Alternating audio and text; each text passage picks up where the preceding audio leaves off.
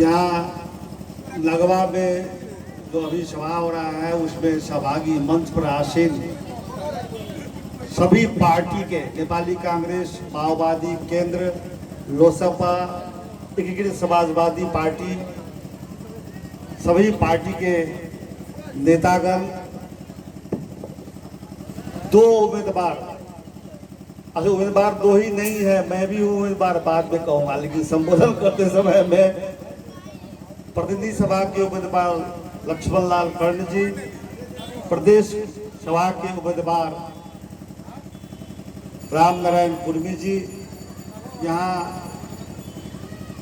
सहभागी, सभा में सहभागी आदरणीय सभी महानुभाव, महिला तथा सज्जन वृंद, युवा, मजदूर, किसान, कर्मचारी, सभी को मेरी ओर से और नेपाली कांग्रेस की ओर से मैं जय नेपाल कहता हूँ।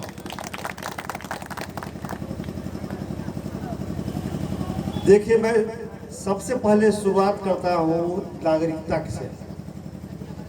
नागरिकता वर्षों से बहुत बड़ी समस्या है। नागरिकता के लिए गजेंद्र नारायण सिंह ही नहीं, उनसे पहले भी और उनके बाद भी हम सब लड़ते रहे। बहुदल जब आया तो नागरिकता में एक बहुत बड़ा परिवर्तन हुआ और सभी को ये आशा और विश्वास हुआ कि अब सभी को नागरिकता मिल जाएगा। फिर भी नागरिकता में कुछ अड़चने होते रहे। उसके बाद में जब ये अभी का आंदोलन हुआ, नया संविधान बना, संघीय लोकतांत्रिक गणतंत्रात्मक संविधान जब बना, उसमें हम लोगों ने नागरिकता के बारे में विशेष रखते हुए नागरिकता को समाधान करने के लिए संवैधानिक व्यवस्था किया। वो संविधान लिखते समय भी लक्ष्मण जी यही है और बहुत सारे लोग हैं, सब जानते हैं, हम लोग मधेश के लोगों को नागरिकता की समस्या हमेशा के लिए समाधान करने के लिए संविधान में ही लिख दिया जाए, इसके लिए बहुत कोशिश किया, लेकिन हर बार ये माले वालों ने उसमें किसी न किसी तरीके से अड़चन लगाना शुरू किया। संविधान में तो हम लोगों ने निश्चित ही व्यवस्था कर देने की व्यवस्था था कि कानून बनाने की जरूरत हुई। संविधान में तो लिख दिया, लेकिन संविधान में लिखने से ही नहीं होता है, आप लोग जानते होंगे। संविधान में लिखने के बाद संसद से कानून बनाना पड़ता है, फिर नियमावली बनाना पड़ता है, तब वो लागू होता है। तो संविधान में तो लिख दिया, लेकिन कानून बनाने के समय में खास करके ये माले वालों ने अभी तक वो अड़चन, जो बाधा, अवरोध दे ही रहा है। अभी जिसका बाप माँ नेपाल का नागरिक है, लेकिन उसके बच्चे लोगों को नहीं मिल रहा है, और ये सिर्फ मधेश में नहीं, बाहर में भी है, लेकिन मधेश में तो सबसे ज्यादा है। उसको नागरिकता देने के लिए संसद में हम लोगों ने कानून बनाने का विधेयक पहले भी पेश किया, लेकिन ये माले वालों ने विरोध किया, पास ही नहीं हुआ। इस बार जब गठबंधन बना, तो गठबंधन बनने के बाद में कानून बनाने के लिए 2/3 नहीं चाहिए। देखिए, संविधान बनाने, संशोधन करने के लिए 2/3 चाहिए, कानून बनाने के लिए साधारण बहुमत होने से हो जाता है। तो साधारण बहुमत से गठबंधन की सरकार ने, गठबंधन के घटक लोगों ने, उस समय लोकसभा ने भी साथ दिया, शुरू से साथ देता रहा है, और तब हम लोगों ने एक कानून बनाने के लिए विधेयक पारित किया बहुमत से और राष्ट्रपति के पास भेज दिया। लेकिन क्योंकि राष्ट्रपति तो एमाले की तरफ से आई हुई है और एमाले वालों ने, केपी ओली ने उनको कह करके उसको अभी तक मंजूरी नहीं दिया, स्वीकृति नहीं दिया, फिर से वापस भेज दिया कि ठीक नहीं है, पुनर्विचार कीजिए। तो संसद ने फिर पुनर्विचार करके फिर से वापस राष्ट्रपति के पास से भेज दिया गया। राष्ट्रपति को संविधान में क्या लिखा हुआ है कि संसद में अगर कोई कानून बने, राष्ट्रपति को लगे ये उचित नहीं है तो एक बार वो फिरता करके इसको पुनर्विचार कीजिएगा, करके संसद में वापस भेज सकता है। लेकिन अगर संसद फिर उसी को पास करके राष्ट्रपति के पास में भेज दिया तो राष्ट्रपति को 15 दिन के भीतर में उसको स्वीकृत करना ही होगा, ये संविधान में लिखा हुआ है। लेकिन राष्ट्रपति ने अभी तक स्वीकृत नहीं किया है और इसका मतलब हुआ कि राष्ट्रपति भी संविधान को नहीं मान रही है, संविधान का उल्लंघन कर रही है और ये माले के उकसाहट पर हो रहा है, केपी ओली के उकसाहट पर हो रहा है। और जसपा के लोग आपके यहाँ के मुख्यमंत्री हैं, उनकी पार्टी, आपके यहाँ के वन मंत्री हैं, दोनों इसी क्षेत्र के उम्मीदवार हैं, वन मंत्री भी हैं और मुख्यमंत्री भी हैं। उनकी पार्टी उन्हीं का मतियार बन गया है। बताइए वो नागरिकता का विरोधी हुआ कि नहीं हुआ, मधेश का विरोधी हुआ कि नहीं हुआ? कैसे आप वोट दीजिएगा?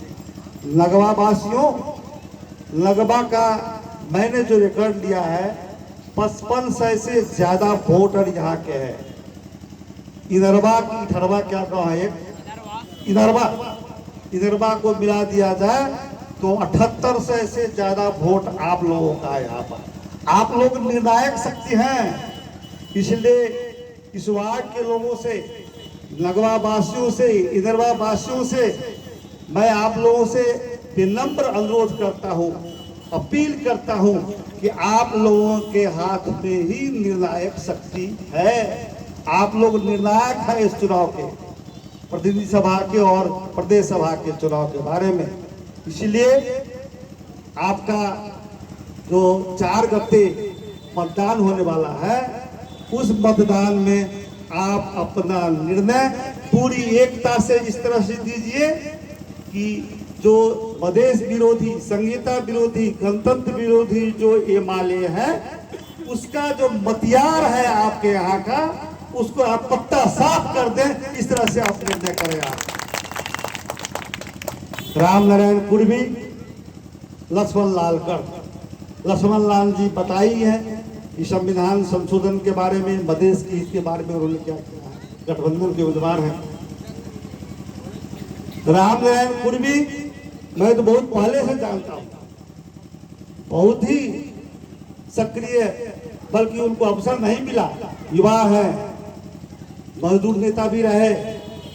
या मैं यहाँ आके कई बार पहले जब आया हूँ, बहुत सारे शिक्षा के क्षेत्र में हो, मजदूर के क्षेत्र में हो, हर बार हर जगह पर हर क्षेत्र में इन्होंने काम किया है। आंदोलन के लिए भी हो, हर बार काम किया है।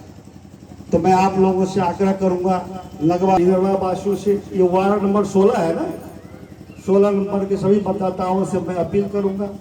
और आज चूंकि मैं इस सभा में हूँ, वीरगंज में हूँ, परसा में हूँ, तो इसको यहाँ नहीं भी है क्योंकि मैं तो कल चला जाऊंगा वापस।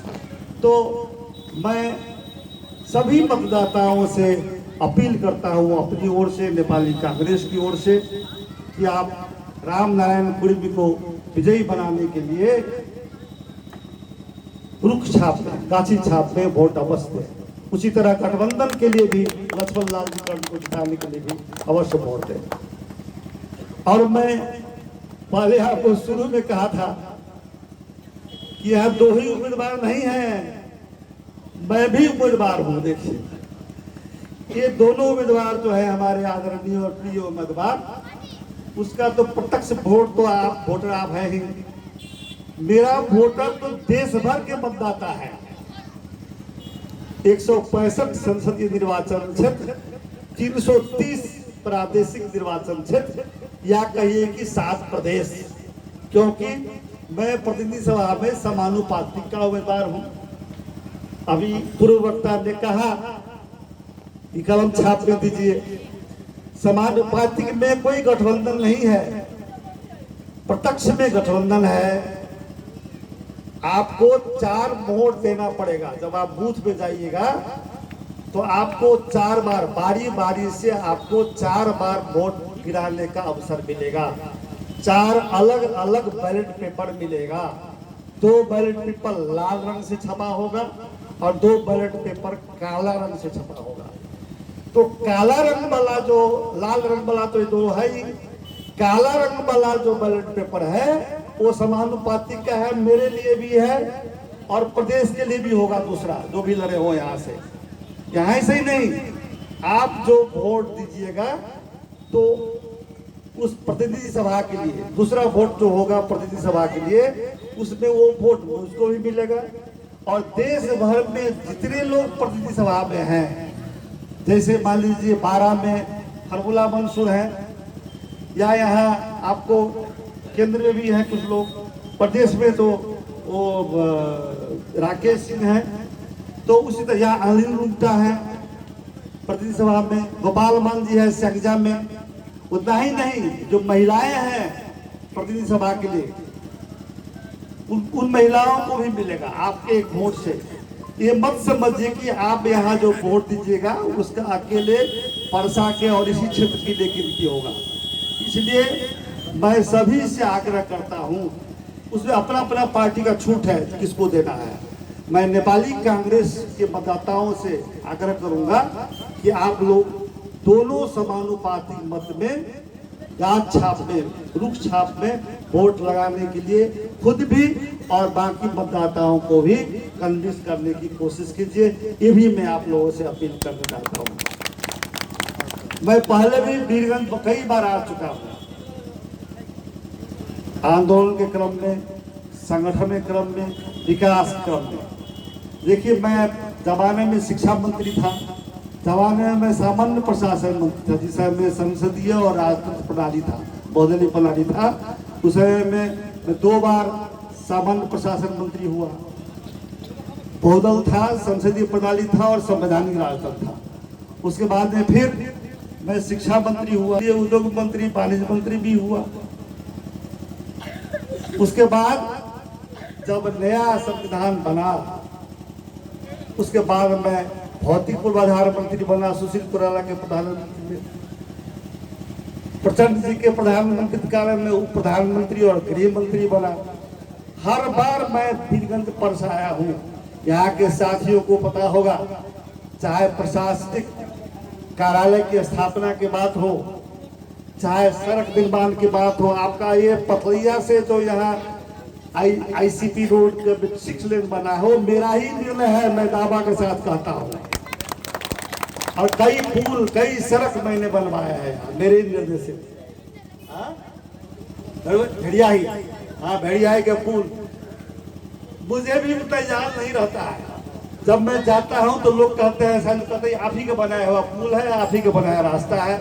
आपको 12 में जाइए, परसा में आइए और उधर भी जाइए, आप रोहतक में, सरलाही में, अपने जिला में। मैं अपने जिला में भी आपको ढलकेबड़ से जठी का सड़क बना है, ढलकेबड़ जनकपुर जठी, वो 6 लेन मेरा ही बना हुआ है।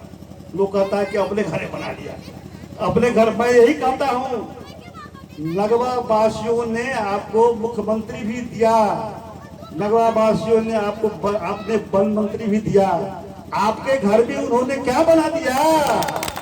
नहीं चाहता, बनाए तो सही, कौन रोका था? इसलिए मैं आप लोगों से कहना चाहता हूं कि अब ये जसपा से कोई काम नहीं चलेगा। जसपा तो प्रतिक्रमणकारी हथियार हो गया है। पुरानी बात है, कभी कभी लड़ता है लोग। जसपा भी आंदोलन किया था, लेकिन वो भटक गया, अवसरवादी हो गया और ये माले के साथ गर्दन में गर्दन मिला करके स्वदेशी जनता का भी विरोधी हो गया। संविधान का जो भक्षक है उसके साथ मिल गया, संहिता का जो भक्षक है उसके साथ मिल गया, मधेसी का विरोधी है उसके साथ मिल गया। केपी ओली कहता रहा मधेश के बारे में कि पेड़ से आम के गाछ से 2-4 आम गिर जाता है तो क्या हुआ, तो कहते थे कि 1 घंटा से भी ज्यादा अब केपी ओली की सरकार नहीं रहना चाहिए। तो प्रतिक्रमणकारी प्रधानमंत्री है, दल है, उसी के पीछे लग गए। इन्हीं की पार्टी है ना, मुख्यमंत्री की पार्टी। मुख्यमंत्री से ज्यादा पावरफुल तो उनका सभापति है ना, इधर कुछ नहीं चलेगा, जिनका कुछ नहीं चलेगा। वन मंत्री से ज्यादा पावरफुल उनका सभापति है, जो मिल गया है केपी ओली के साथ, ए माले के साथ, उनका कुछ नहीं चलेगा। ड्राइविंग सीट पर मुख्यमंत्री भी नहीं है, वन मंत्री भी नहीं है, क्या चलेगा उनका? उनको जिता के मधेश का भी कुछ नहीं होगा, नगवावासी का, इंदिरावासी का तो कुछ होगा ही नहीं। इसलिए नगवावासी जनता और मतदाता से मैं अपील करना चाहता हूं, इस प्रदेश में अब मुख्यमंत्री रामनारायण कुर्मी से लड़े हुए हैं। दिखा दीजिए आप लोग कि मुख्यमंत्री बनने से कुछ नहीं होता है। सीरियल आप लोग देखिएगा, आजकल टेलीविजन में सीरियल आता है, मगध का एक सम्राट था धनानंद, धनानंद को चंद्रगुप्त ने आपको लड़ते लड़ते हरा दिया उसको। धनानंद अपने आप को बहुत ही घमंडी समझता था कि मैं बहुत ही पावरफुल हूँ, पद पर गया। तो उसी तरह पद पर होने से ही कुछ नहीं होता है। रामनारायण कुर्मी जी का जो डेडिकेशन है, जो लगन है, जो संघर्ष है जनता के लिए, जो कमिटमेंट है, जो प्रतिबद्धता है, उसको देखिए। उसके आगे कोई नया एक अवसर, बदलाव भी चाहिए। मैं अंत में इतना ही कहूंगा कि 4 वोट आपको देने का अवसर मिलेगा। 2 वोट तो वैसे ही रुख छाप में, नासी छाप में दीजिए, समानुपाती का गठबंधन की कोई जरूरत नहीं है। बाकी 2 वोट जो है उसमें गठबंधन के अनुसार दीजिए, जिस पार्टी का जो उम्मीदवार है गठबंधन की तरफ से उसको वोट दीजिए। यही बात मैं आपसे कहने आता हूं। अंत में 2 लाइन मुझे याद है, याद तो बहुत है लेकिन समय नहीं है। अब तो इस तालाब का पानी बदल दो यारों, कि ये कमल के फूल को बुलाने लगे हैं। इसलिए नगवा में आप परिवर्तन कीजिए, परिवर्तन की जरूरत है। नगवा और विदर्भा वासियों के लिए विशेष रूप से जरूरत है। अगर आप चाहते हैं कि यहाँ खुशहाली हो, आपको आपका अधिकार मिले, आपके अंधकार जो होता है यहाँ पर नगवा में अभी भी गांव की जैसा है, उसका सकल सूरत बदले, तो आप पुराने लोगों को, जसपा के उम्मीदवार को, चाहे वो मुख्यमंत्री हो चाहे वन मंत्री हो, उनको आप वोट नहीं दीजिए, उनको पराजित कीजिए और नए उम्मीदवार लोगों को जिताइए। यही आपसे मेरा अनुरोध है। आचार संहिता, मैं व्यक्तिगत रूप से आचार संहिता का पालन करने की कोशिश करता हूँ, इसलिए मैं ज़्यादा देर नहीं बोलूँगा, नहीं तो मुझे घंटों बोलने की इच्छा थी। मैं आप लोगों को देख करके और भी बोलने की इच्छा हो रही है, इसलिए से ज़्यादा नहीं बोलूँगा।